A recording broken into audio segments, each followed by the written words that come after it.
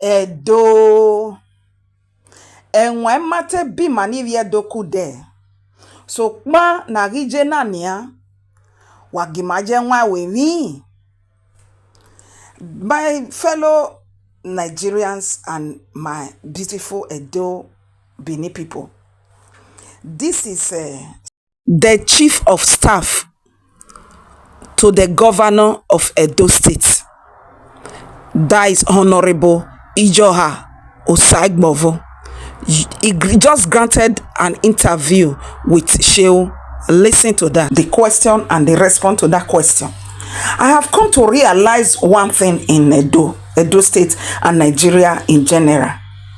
That in a situation of disorderliness and harvest of ignorance, corrupt people and a lot of people, it seems to be much comfortable in all of that, all those abnormality. A lot of people believe that they will try to feel numb, to make it abnormality to be normal, corruption to be normal. Is that not what led Nigeria into coma? Nigeria is bleeding and everybody's crying. Now the question is this: why do you think that people like Oshomole, people like many political leaders who have seen this new development in Edo State and refuses not to understand and choose mediocrity over value? They prefer to choose mediocrity and lack of intellectual and lack of values, lack of capacity, lack of quality kind of person. They prefer to settle for nonsense than to face the new development. What makes you think people beginning to act like that against Obaseki? I want to make you to understand that people resist change for some reasons. What are these reasons? One, fear of unknown, meaning change can intimidate. It can be intimidating. Positive change can be intimidating. And Oshomole have been intimidated, and a lot of them political classes, and many of them both religiously, traditionally, and politically, they felt intimidated by this new development. So they would rather choose to just settle, to just be comfortable with what they are familiar, that poor value of education, poor value of life, insecurity, Akberu lifestyle, and this orderly grabbing of people's land. They just decided to just, they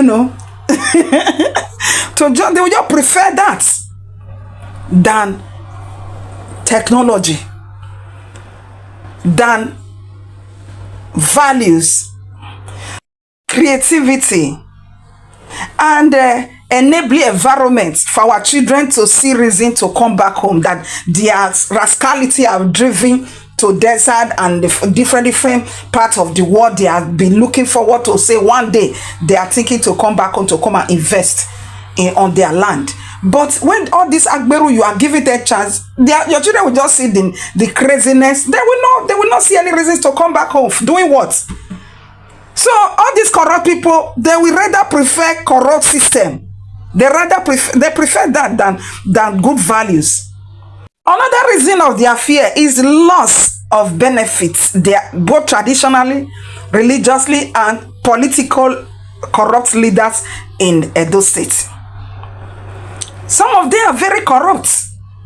All this middle class, all these classes, elites, all these elites in Edo State, some of them are very corrupt. So the fear of losing their benefits from that corruption is what you are seeing. That is what is driving them crazy. No other thing. It's because it is corrupt system. Some individual person there in Edo State benefit from. Yes, corruption. They are benefiting from corrupt systems. They are benefiting from lack of value of education. They benefit from the insecurity in the states, unknowingly to you. They benefit from the Akberu systems, misconduct, mismanagement, misappropriate of public funds, a lot of atrocity. They benefit from the opposites, abnormality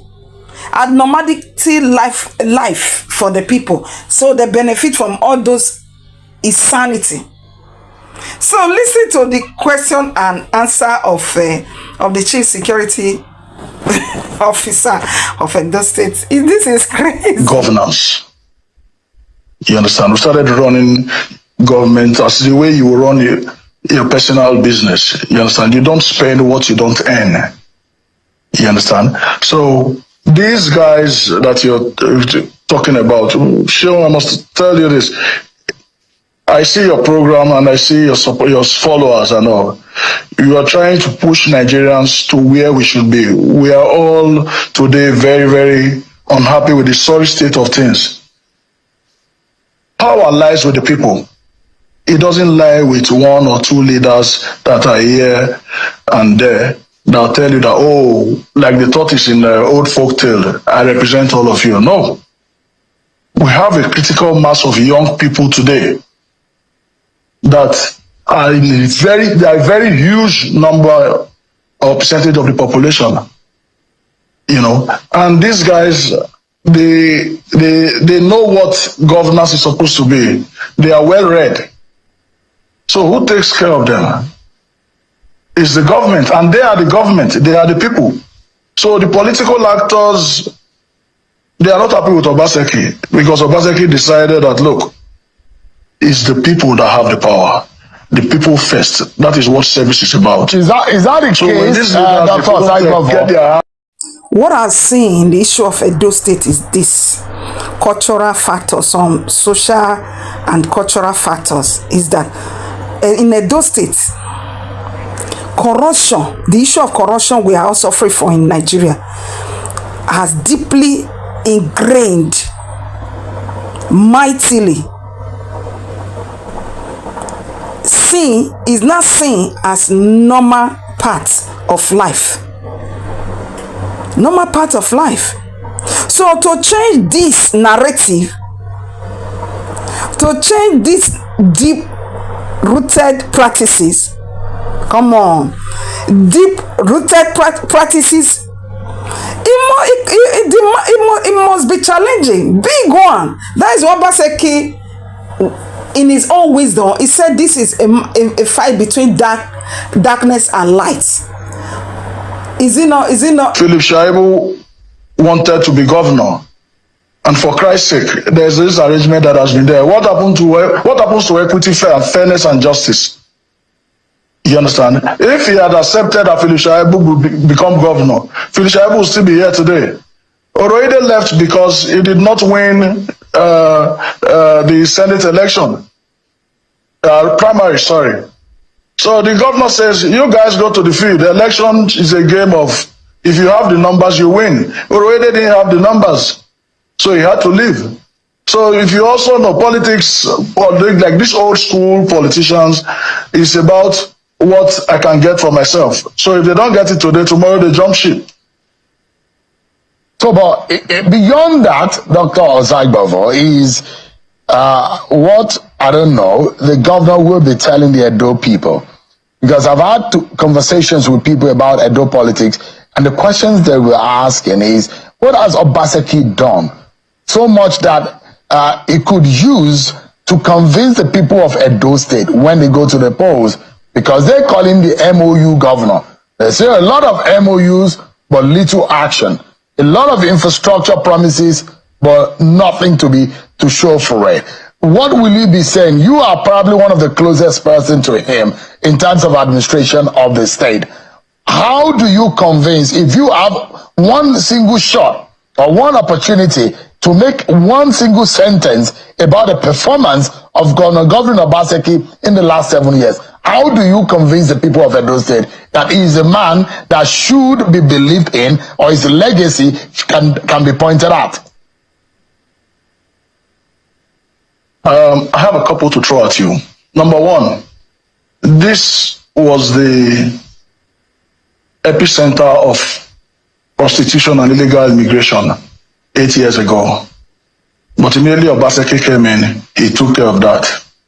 And today, you cannot mention Edo in the same breath with illegal migration or prostitution. And we have more. Is it the Edo Best? Is it the Edo Innovates? Is it the Edo Technical Hub, where we have brought in professionals like Decagon to assist us and so that we can bring in and train software engineers? In what sector? Is it the Edo Health Insurance sector scheme that we have launched? There is so much to talk about, Sheon, if time would allow us. He has done so much for this state, and we know where we were 8 years ago. Is it security? You heard the guys that brought Rema told us that this was probably their most successful show that they have ever had. We had 11,000 people in the stands of Ogbe Stadium and probably another 11,000 in the field and outside. It has never happened before. Ask the organizers. And that is a show that started as early as 7 p.m. and ended at 3 a.m. And we had no incidents of a phone being stolen or somebody being attacked. A lot has been done in this state. The people of the state know, and on the 21st, they will come out to give their verdict. All right, let's take a bit of an intellectual perspective to this analysis. And for example, when we came, we set up the Edo State Security Network. I can tell you for free that before this time, the Nigerian police would only successfully effect arrests by themselves in about 3 local governments, Oredo, Ego, Ekpoba, the big 3 by themselves. But since the security network came in, we know what they have been able to do. We were riddled with kidnaps on a daily basis, sometimes twice a day, along the Abuja corridor at the Onwode axis. But since we have come in, that is a thing of the past now. Just by thinking and talking with our people, and then we put in necessary resources in place to make sure that we plug that. In the education sector, we have moved from analog to digital. You have heard of Edo Best. We have changed the pedagogy of teaching and everything. And today, all our teachers, over 15,000,